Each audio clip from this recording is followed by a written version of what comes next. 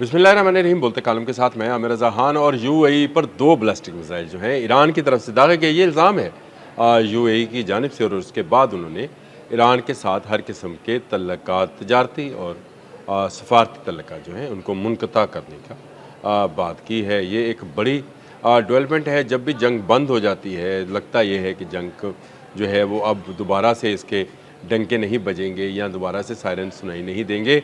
अचानक से किसी जगह पर हमला होता है और उसका इल्ज़ाम जो है ईरान पर धर दिया जाता है। ईरान ने इसकी जो है तरदीद की है। उन्होंने कहा हमने कोई बैलिस्टिक मिसाइल जो है यूएई की तरफ नहीं दागे जिनको किसी इंटरसेप्टर ने इंटरसेप्ट किया हो।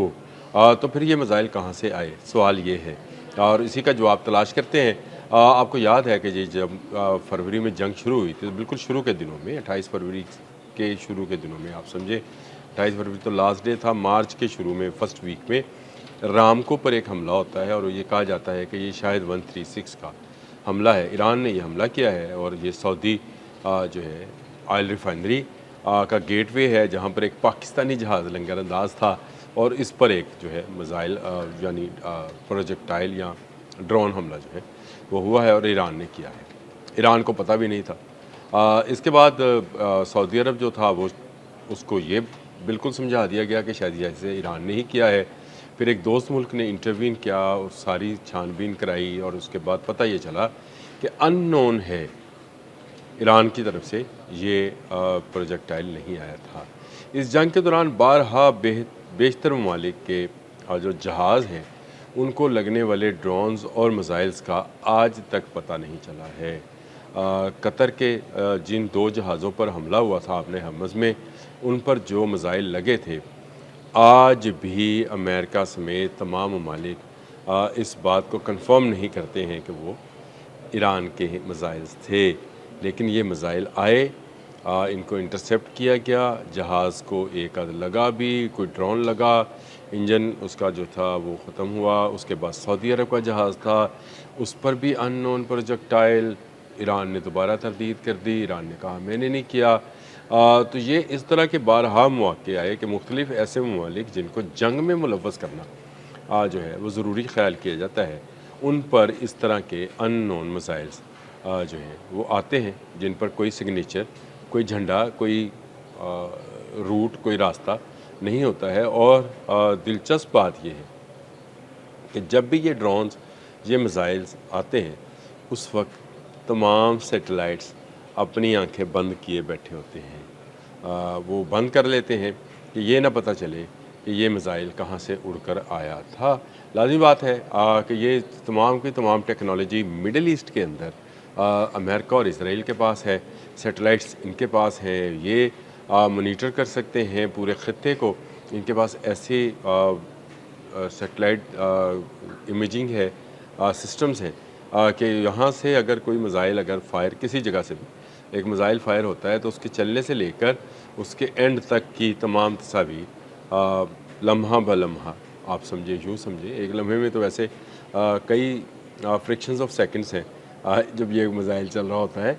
तो ये तमाम की तमाम तस्वीरें जो है या एक क्लिप की सूरत में उनके पास मौजूद होती है। तो ये कोई ऐसी रॉकेट साइंस नहीं है कि ये दो बैलिस्टिक मिसाइल्स आते हैं और फिर वो मुत्तहिदा अरब अमारात में इंटरसेप्ट कर लिए जाते हैं और ईरान पर उसका इल्ज़ाम लगाकर उनके साथ तजारत जो है उसको ख़त्म कर दिया जाता है।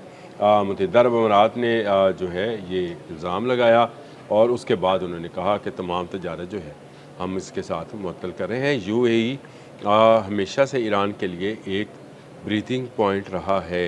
तजारत के हवाले से बात कर रहा हूँ, बहुत सारी ईरानी कंपनीज़ जो हैं वो मिडल ईस्ट के अंदर ही एक नेटवर्क के ज़रिए जो है अपने कारोबार चला रही थीं और चला रही हैं। ये तजारती सीक्रेट जो है ये ईरान को बहुत हद तक बचाए हुए था। ईरान ने जंग में जो 40 रोज़ा पहली जंग थी, पहला मरहला था, उसमें यूएई पर बेशुमार ड्रोन्स गिराए। शायद 136 शायद मकबूल भी इसीलिए हुआ कि उसने दुबई की ईंट से ईंट बजाई और उसकी बुनियादी वजह ये थी कि वहाँ पर तमाम अमरीकी और इजरायली अहदाफ जो थे वो ईरान को नज़र आते थे। किसी मुत्तहिदा अरब अमारात या अमाराती जो प्रॉपर्टी थी उसको नुकसान नहीं पहुँचाया था। जहाँ जहाँ इनके अड्डे और इनके سینٹرز تھے، یعنی ایک بلڈنگ کے 10ویں فلور پر بھی اگر CIA کا آفس تھا تو اس کو نشانہ بنایا گیا تھا. تو یہ جائز تھا کیونکہ ایران پر حملہ ہوا تھا اور ایران اس کا جواب وہیں پر دے گا جہاں سے اس پر حملہ ہوتا ہے. تو یہ UAE کے لیے بہت خطرے کی گھنٹی تھی کیونکہ وہاں سے کاروبار اٹھ گیا، تجارت چلی گئی. وہاں پر جو ہے IDF کو آنے کا موقع ملا، یعنی اسرائیلی ڈیفنس فورسز کو، اور انہوں نے اپنا کمانڈ اینڈ کنٹرول سینٹر بھی وہیں پر بنا لیا. اب جب یہ جنگ بندی اب ذرا طول پکڑ رہی ہے، یعنی جنگ بندی ہے اور اس میں کوئی ایک دوسرے پر کوئی میزائل بازی اور کوئی ڈرون بازی جو ہے وہ نہیں کر رہا ہے، اس میں بھی آپ کو اچانک نظر آتا ہے کہ کسی جہاز کے اوپر جو ہے حملہ کر دیا گیا ہے. پرسوں ایک خبر صبح تقریباً فجر کے بعد میں نے دیکھی. اس خبر میں یہ تھا کہ UAE کے ایک جہاز کو آبِ حمص سے گزرنے سے روک دیا گیا ہے. اچھا، یہ خبر مجھے اس لیے امپورٹنٹ لگی کہ اس سے پہلے قطر اور سعودی عرب کے جہازوں کو بھی روکا گیا تھا، لیکن چلے UAE جو ہے کسی نہ کسی طریقے سے لیوریج لیتا ہے ایران سے. وہ رکا تو میں نے کہا کہ یہ کہیں معاملہ بڑھ نہ جائے یا بگڑ نہ جائے. ایران کا موقع واضح تھا کہ کوئی جہاز جو ہے نئی جو ان کی قانون سازی ہے اس کے بعد ٹیکس دیے بغیر نہیں جا سکتا، اس لیے آبِ حرمز بند ہے. امریکہ کا بلاکڈ ایران کے لیے ہے، ایران کی ناکہ بندی پوری دنیا کے لیے ہے. اس کے بعد اب یہ 2 میزائلز والی سٹوری سامنے آ گئی کہ جی 2 میزائل فائر ہوئے اور یہ بیلسٹک میزائلز تھے، ایران کی طرف سے آئے.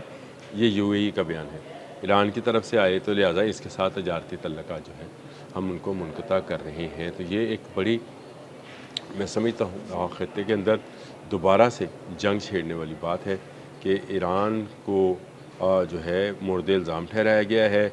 UAE اس پر ریئیکٹ کر سکتا ہے. اس سے پہلے سعودیز جو ہیں ان کے ساتھ بھی یہی کچھ کیا جا چکا ہے. ایک بار نہیں، 2 سے 3 بار ان کے ساتھ یہ واقعہ پیش آیا کہ ان کو ان نون پروجیکٹائل کے نام پر نشانہ بنایا گیا اور اس کے بعد اس کا کوئی اتا پتہ نہیں ہے. آج کے دن تک یہ اتا پتہ نہیں ہے کہ یہ کہاں سے آیا. آپ کو میں بتاتا ہوں یہ کہاں سے آتا ہے. یہ اسرائیل کے وہ پوائنٹس ہیں جو کہ امریکی فوجی اڈوں کے اندر ہی موجود ہیں اور یہاں سے ہی وہ اپنے نشانے کو جو ہے وہ لگاتے ہیں. کبھی UAE، کبھی سعودی عرب، کبھی بحرین، کبھی قطر. جہاں پر بھی ان کا دل کرتا ہے کوئی نہ کوئی ان نون پروجیکٹائل، جس کے لیے تمام سیٹلائٹس جو ہیں ان کو بند کر دیا جاتا ہے اور ان سیٹلائٹس کو کے ذریعے جو ہے وہ تصویر یا منظر کشی نہیں کی جاتی اور کہا جاتا ہے کہ یہ ایران کی طرف سے آیا ہے. ایران کے جو اس وقت صورتحال ہے وہ بالکل ویسی ہی ہے. وہ آبِ حرمز کو نہیں کھولنا چاہتے. باقی کالیباف کا بھی بیان آ گیا کہ امریکہ ہم سے وہ رعایت مانگ رہا ہے جو ہم نہیں دے سکتے. یہ نہیں ہو سکتا. اور ڈونلڈ ٹرمپ جو ہیں وہ اگر ضد پر ہیں تو ایرانی ان سے زیادہ ضدی ہیں.